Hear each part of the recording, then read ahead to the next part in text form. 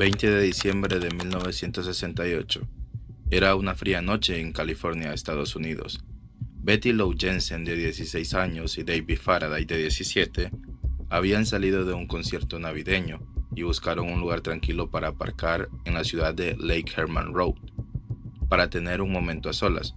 Era su primera cita, así que cerca de las 10 de la noche estacionaron su vehículo en una calle solitaria de Lake Herman Road. Nadie sospechaba nada. Minutos después, sin ningún aviso, un automóvil desconocido se detuvo junto a ellos. Una puerta se abrió. Un hombre bajó portando un arma. Se acercó a la pareja en silencio y abrió fuego. Un disparo en la cabeza de Faraday, muerto en el acto. Betty intentó escapar desesperada, pero el asesino disparó 5 veces contra su espalda, y el silencio regresó a esa carretera. Alguien que pasaba cerca creyó escuchar algo, pero lo confundió con la radio encendida de su coche. Stella Borges, una joven que vivía en las inmediaciones, encontró los cuerpos minutos después y llamó a la policía. Los agentes llegaron rápido, revisaron la escena con detenimiento, pero no encontraron nada útil. El asesino, todavía sin nombre conocido, había cobrado sus primeras víctimas, y lo que nadie podía imaginar en ese momento era que aquella noche no era el final de nada, era el comienzo de una pesadilla que se extendería por años. 6 meses después, la madrugada del 4 de julio, Michael Mago y Darlene Ferrin estaban dentro del vehículo de ella, estacionados en el campo de golf de Blue Rock Springs, apenas 6 kilómetros del lugar donde habían muerto Betty y David. Un coche se acercó, se detuvo junto a ellos unos instantes, pero después se fue. Parecía no haber pasado nada, parecía que había sido un error, una equivocación. Pero 10 minutos después, el mismo vehículo regresó. Esta vez, aparcó directamente detrás de ellos, bloqueando cualquier salida posible.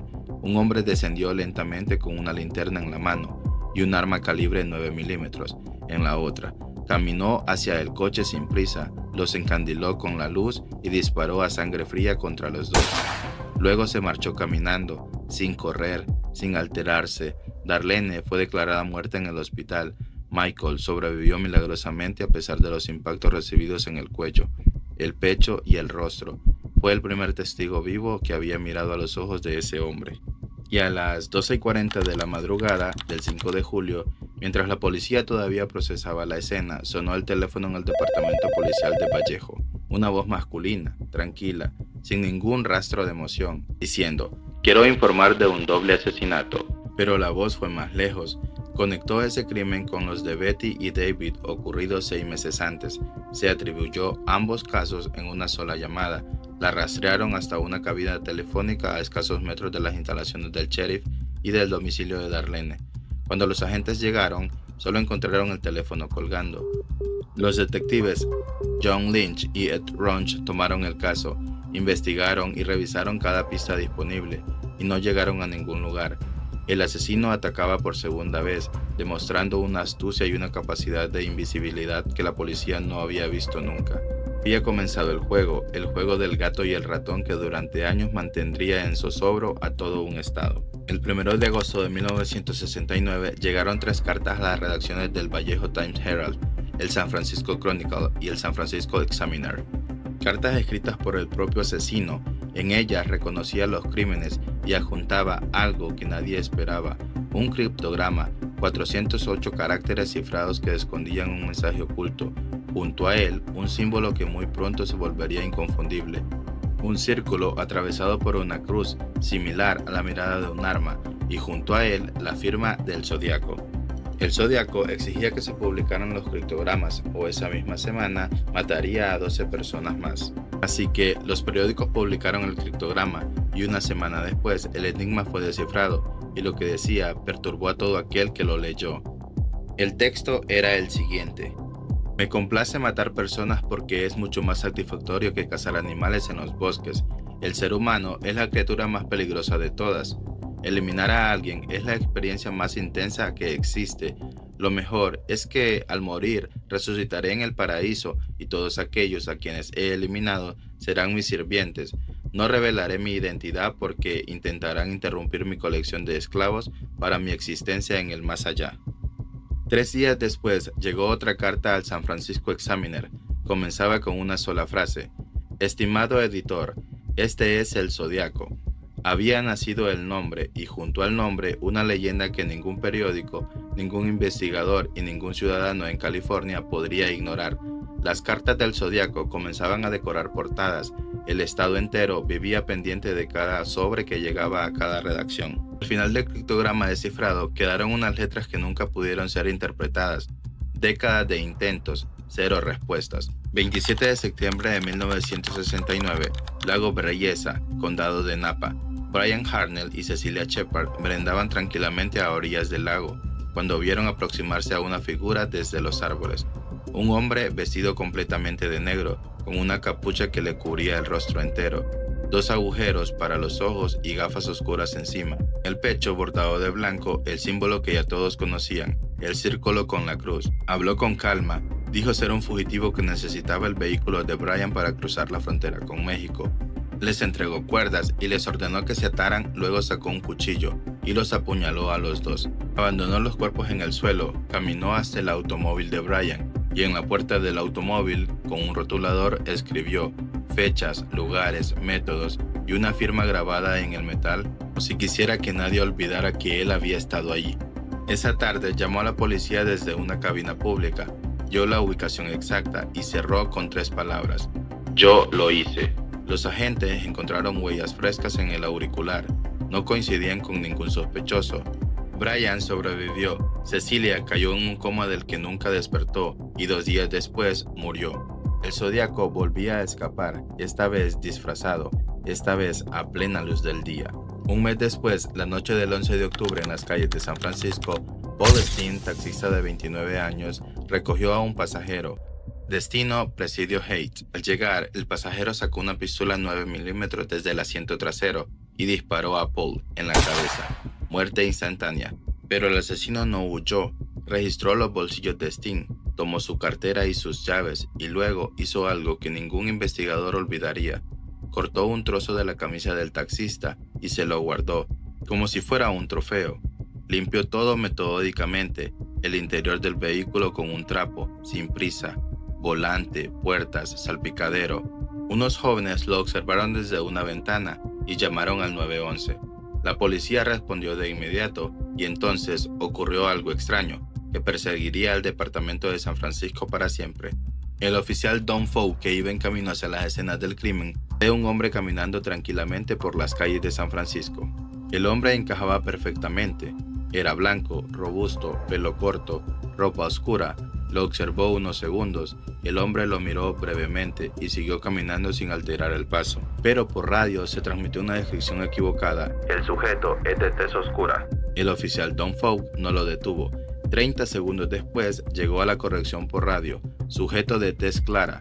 Para cuando Fouke dio la vuelta, el hombre había desaparecido en la oscuridad de San Francisco. Esta fue la oportunidad más cercana que tuvo la policía de atrapar al zodiaco, esfumada en 30 segundos por un error de comunicación. 3 días después al Chronicle llegó una carta, un sobre blanco, adentro, una carta con un fragmento de tela empapado de sangre, la camisa de Steen, prueba irrefutable, y al final de la carta, una amenaza que paralizó ciudades enteras.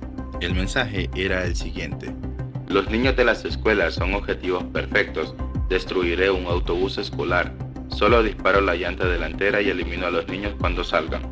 Durante semanas, patrullas escoltaron autobuses, francotiradores vigilaron paradas, los colegios modificaron rutas y horarios. No ocurrió ningún ataque, pero el daño ya estaba hecho. El miedo había cumplido su función. El 20 de octubre a las 2 de la madrugada, el zodiaco llamó a la policía de Oakland, exigiendo que los abogados Lee Bailey o Melvin Belli aparecieran en un programa televisivo por la mañana. Belli se presentó, habló con alguien que se identificó como Sam. Acordaron un encuentro. Sam nunca apareció. Los investigadores que habían escuchado la voz del zodiaco anteriormente determinaron que la llamada era falsa. El rastreo condujo a un paciente psiquiátrico del hospital de Napa, alguien aprovechando el caos para suplantar al asesino. O quizás algo más, hasta hoy no hay certeza.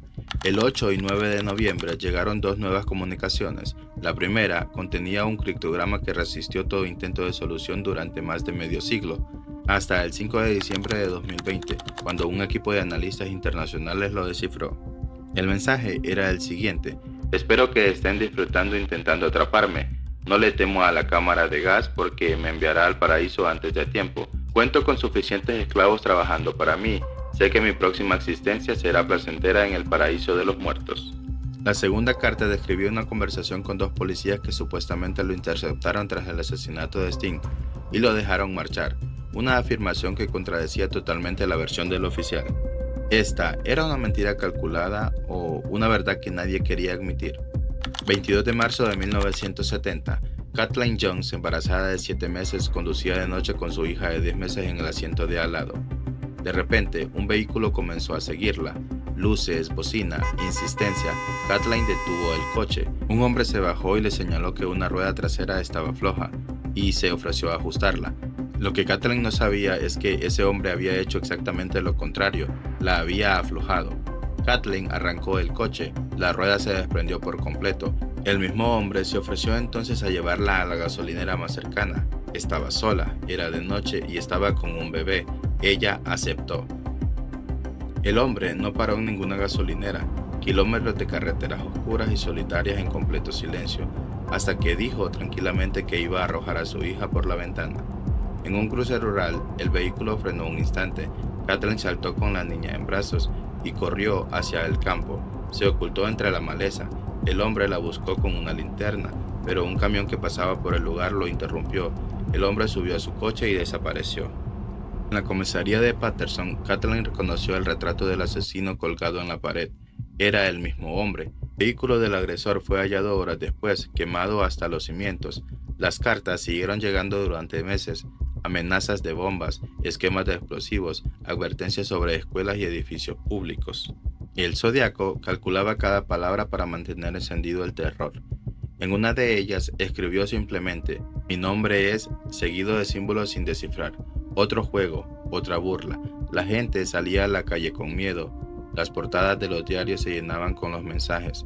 Los mejores investigadores del FBI los perseguían y nadie, absolutamente nadie, conseguía acercarse a él. El caso fue marcado como inactivo en 2004, retomado en 2007 bajo la presión pública, y durante todo ese tiempo una sola persona fue investigada seriamente como sospechoso principal: Arthur Leigh Allen.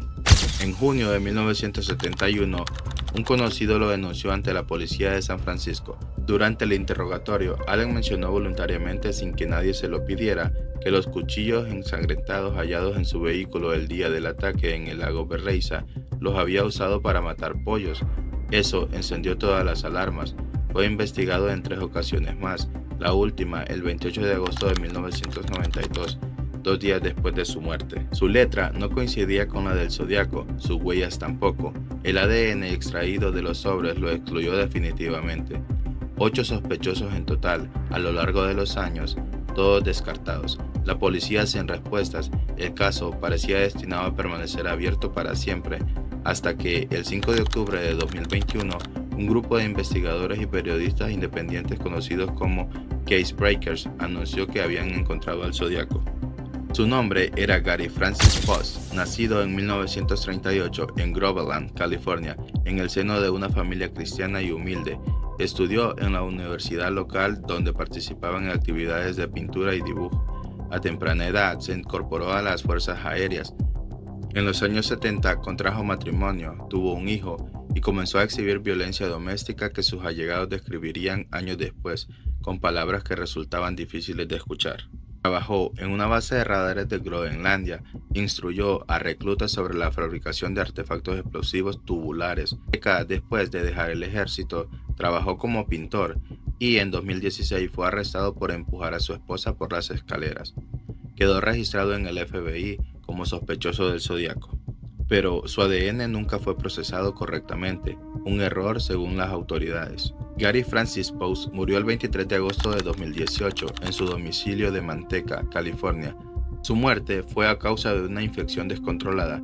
Antes de morir padecía de deterioro cognitivo severo y antes de morir repartió su arsenal entre distintas personas.